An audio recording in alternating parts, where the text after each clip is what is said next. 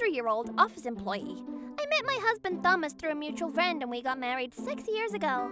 We both love kids, so we wanted to have them straight away. But we were having difficulty being blessed with a child. And over the last 3 years, I've been receiving continuous infertility treatment.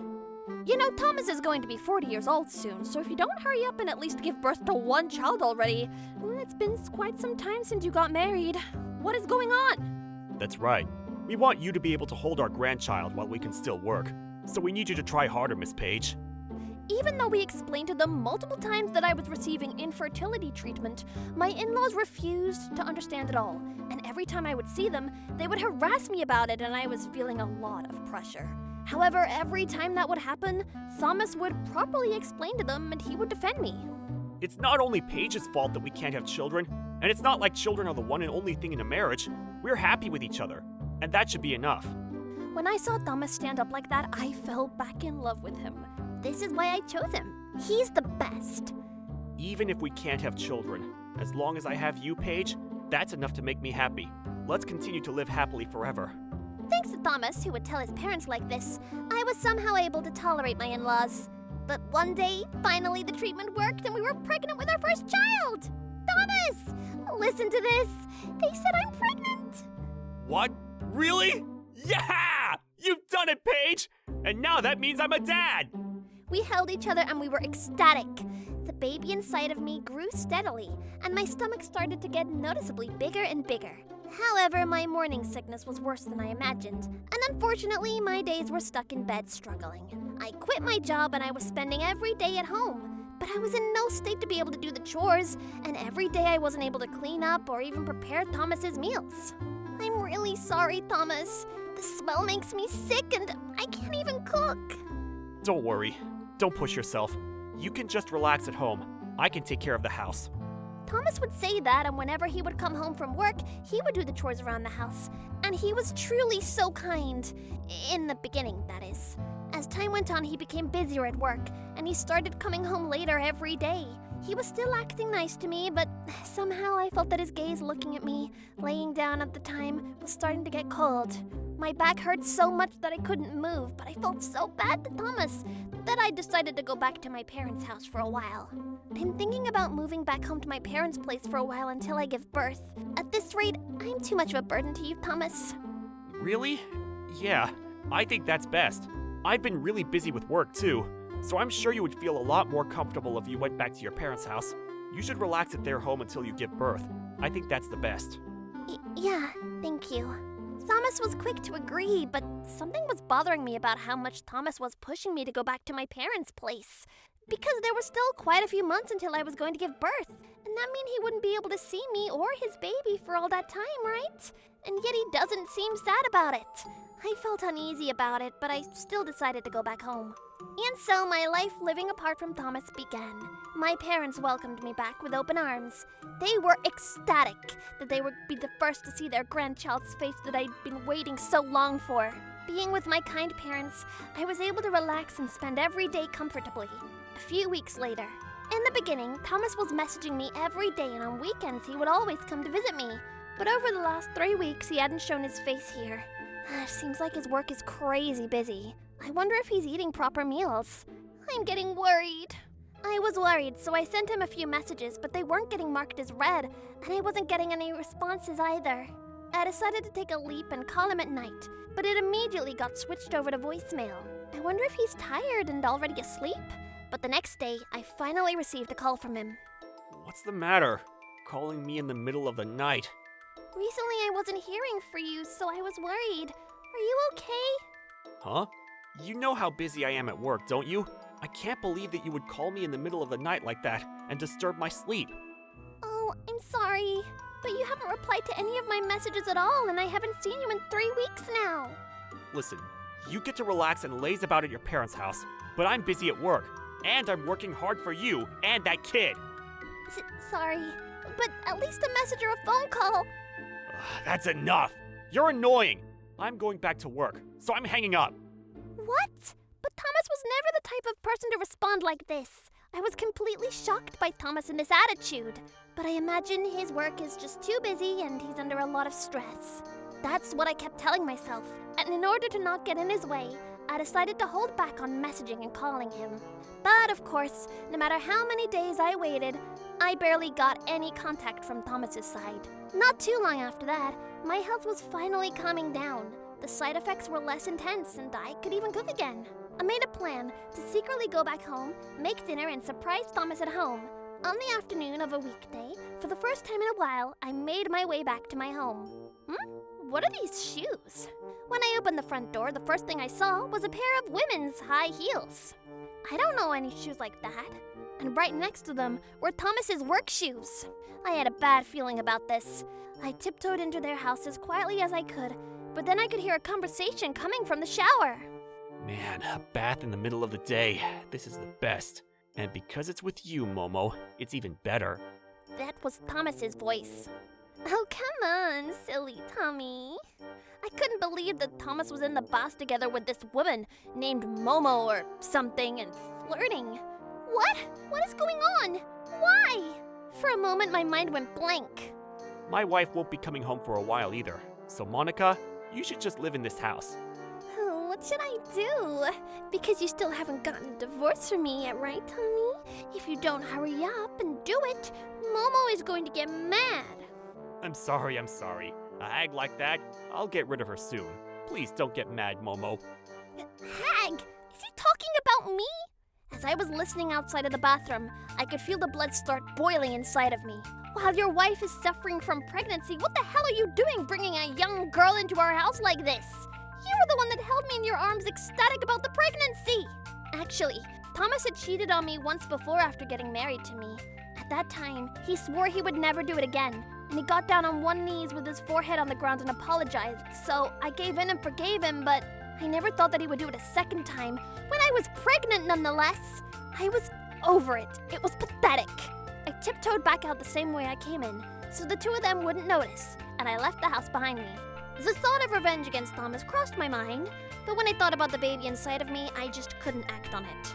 And maybe he ran off and cheated on me because he was so lonely that I wasn't by his side. Maybe once the baby is born, he would go back to being the kind Thomas that I love. The word divorce also floated into my mind, but no matter how hard I tried, the image of that kind Thomas would flash through. I had all kinds of thoughts jumbled in my mind, but before I knew it, I had already approached my delivery date. A few days before our due date.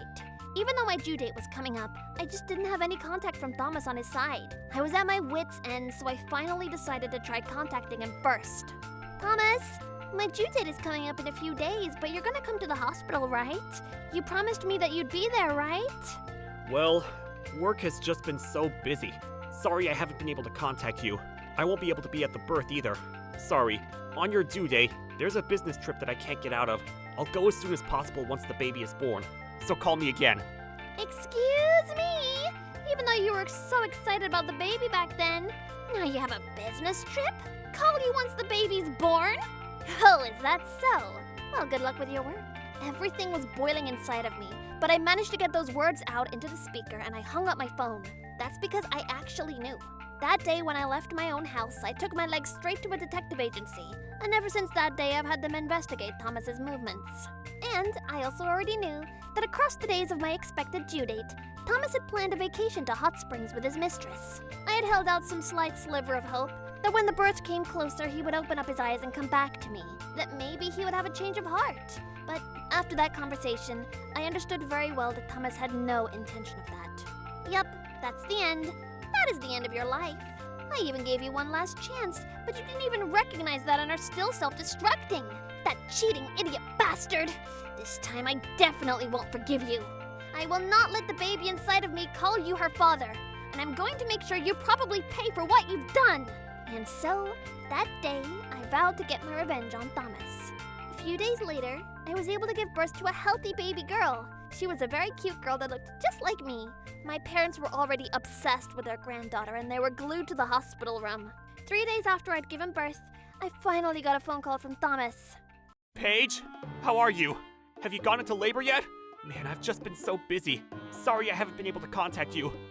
I actually hadn't told Thomas yet that the baby was born safely. Interesting. You were busy, huh? Because you didn't even contact me once. So, how were the hot springs? Did you enjoy your vacation? What was her name again? Momo? On the other side of the phone, I felt like I could hear Thomas swallow his own breath. What? What do you mean hot springs? Monica? Come on, what are you talking about? Are you going crazy because you're about to give birth? I've just been really busy working hard for you and the baby that's about to be born. This idiot! Does he think that if he says he's busy then anything will pass? Are you kidding me? Huh? I think you're the one that's gone crazy, when you're the one that was having a grand old time at home when I wasn't there. Baby was born a long time ago already. During that time you didn't even try to contact me once! What? Huh? You already gave birth? Wait, what? Thomas was already in a panic. That's right. I gave birth without you, all by myself. There's no need for you anymore. I wish you all the best with that woman. What? I left him with those parting words and I ended the phone call. I got multiple calls from Thomas after that, but of course I ignored them all. Well then, let's go ahead and wrap this up, shall we? A few hours later, the doors to my hospital room were abruptly thrown open and Thomas came flying in. There he is! He's finally here! I can't wait to explain how long I've waited for this very moment. Paige! I'm so sorry that I'm late. No, but work really was just so busy. I'm so sorry that I made you imagine an affair. So sorry! This guy, is he still trying to hold his ground and blame it on work? So this little one, this is our... As he said that, Thomas tried to reach in and hold the baby, but a stronger arm stopped him. It was my father. You have no right to hold this little girl. Don't touch her! My father was practicing karate as a hobby, and taking Thomas down was nothing more than a piece of cake. Thomas was pinned down to the floor, and he was looking around flabbergasted and lost as to what just happened to him. What? Sir? Huh? And Dad? And Mom? What are you doing here? Now that he took a look around the room, it seems he finally realized. That's right. Before Thomas arrived, I'd contacted my parents, as well as Thomas's parents, and I asked them to rush over here. With the four of them here, I revealed the results of the investigation, as well as the conversation from the bathroom the last time I went home. I exposed it all. When I first heard the conversation coming from the bath, my mind went blank. But I knew that I needed to pull myself together for the sake of the baby as well, so I made sure to record it and secured evidence of it. Of course, the two pairs of shoes next to each other. I made sure to get a photo of that as evidence as well. A true reminder that mothers are invincible. Even in that situation, the reason why I was able to think logically was because of this little girl. Thomas, you bastard! Even though Miss Page went through so much trouble to give birth to that little girl, what the hell have you done? You idiot! You didn't learn your lesson the last time? Didn't you swear that you would never have an affair ever again? My in-laws had tears in their eyes as they were yelling at Thomas. With the evidence of his affair shoved right into his face, Thomas no longer had any excuses. Because Paige said she wasn't feeling well and wouldn't give me any attention. Even when I got home, there was no food, and the house was a mess. Excuse me? You know I wasn't able to move because of the morning sickness. Hey you! Did you think the mistake of thinking that our daughter was a housemaid or something? Seems like you don't understand how difficult it is to give birth to a child. And a husband and wife are meant to help each other in those times. I can't leave my daughter or my granddaughter with a man like that. It's a divorce! A divorce! Oh my, Penny. She stole my line from me. In the end, Thomas didn't get to hold the baby once and was dragged out of the hospital room by his parents. My in-laws have apologized profusely to me, and they said that they would make sure to watch over Thomas, that he pays the settlement fee after the divorce, as well as the child support fees until my child grows up. Paige, I swear, I'll never cheat on you again. Forgive me!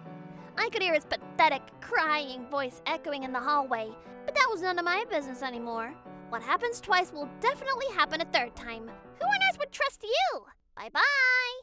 After that, I got a divorce from Thomas, and of course I made sure to receive a settlement fee, as well as child support fees for the future. His mistress was one of his staff members from work, and I collected a settlement fee from her as well. The company found out that the two of them were having an affair while I was pregnant, and their status shattered. Apparently they both resigned like they were running away. I heard the two of them were living meagerly together, but without a job or any money. She was over Thomas in no time, and he was dumped. He's drowning himself in alcohol and gambling now. As for the woman, because she was struggling with debt, it seems like she started a shady job at night.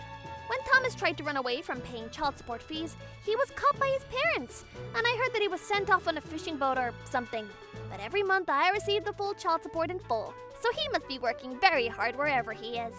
As for me, I'm living at home with my parents for a while, and I decided to leave my baby girl with them during the day so I could get back to work. I have to work hard so that I can provide for her. That's right. I decided to name her Pauline. Isn't that a cute name? Pauline. I'm so sorry that you don't have a father, but in his place you have me, Grandpa, and Grandma. Wait a minute! Don't forget about me now, all right? Oh, Phoebe! When did you get back? I just came straight from the airport. My sweet little sister gave birth and all I wanted to do was meet her as soon as possible. Phoebe, it's been so long. I'm so happy to see you, especially because you're always working overseas, so I haven't seen you at all. For whatever reason, they seem to name me in all kinds of countries. Nice to meet you, little Pauline. Your Auntie Phoebe and I look alike, don't we? That's true.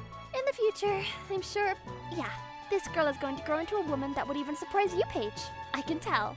So you have nothing to worry about, Paige. Everything will be okay. Really? Well, if that's what you say, Phoebe, there's no doubt about it.